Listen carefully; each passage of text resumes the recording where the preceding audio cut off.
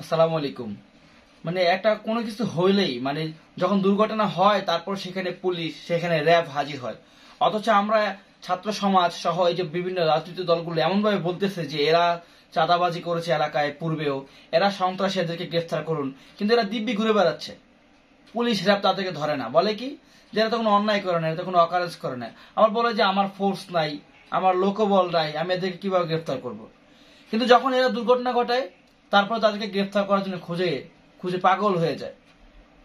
এটা কোন ধরনের সিস্টেম আইনের?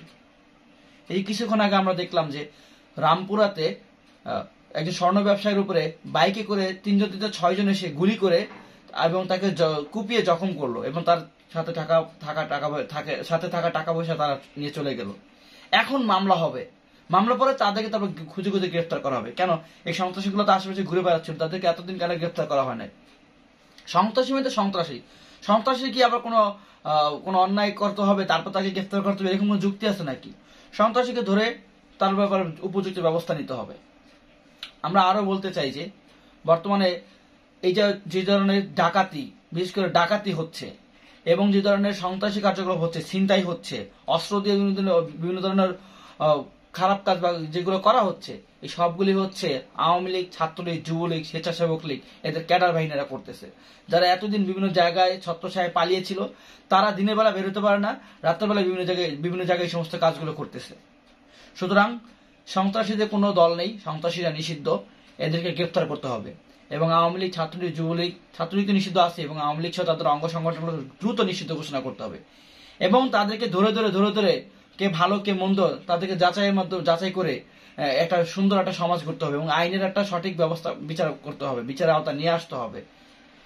এটা নিশ্চিত করতে হবে যে মামলা করবে তাকে পরবর্তীতে পুলিশ যেন নিরাপত্তা দেয়, যারা সাক্ষী দিবে তাদেরকে যেন নিরাপত্তা দেওয়া হয়।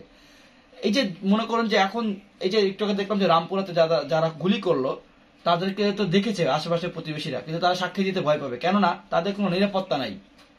আবার যিনি আহত হলেন তিনি মামলা করতে ভয় পাবেন, কেননা এই অপরাধীরা জামিনে চলে আসবে। দেখা যায় গ্রেফতারের 7 দিন পরে 8 দিন পরে তারা আবার জামিনে চলে আসতেছে, এসে বাদীকে আবার তারা হুমকি দিবে, সাক্ষী দাতাদেরকে তারা হুমকি দিবে।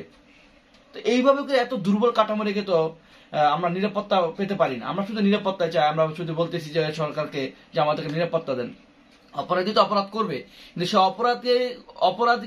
অপরাধ করার জন্য যে আমরা সহজ সিস্টেম করে রেখেছি এটাকে দূর করতে হবে।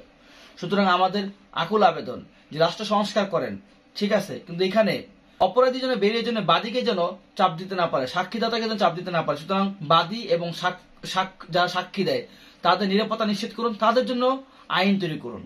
তাহলে এই যে ধরনের দুর্ঘটনাগুলো আমরা দেখতেছি বা যে ধরনের মামলা হচ্ছে বা যে অনাকাঙ্ক্ষিত ঘটনা ঘটতেছে, এই ধরনের ঘটনা আর ঘটবে না।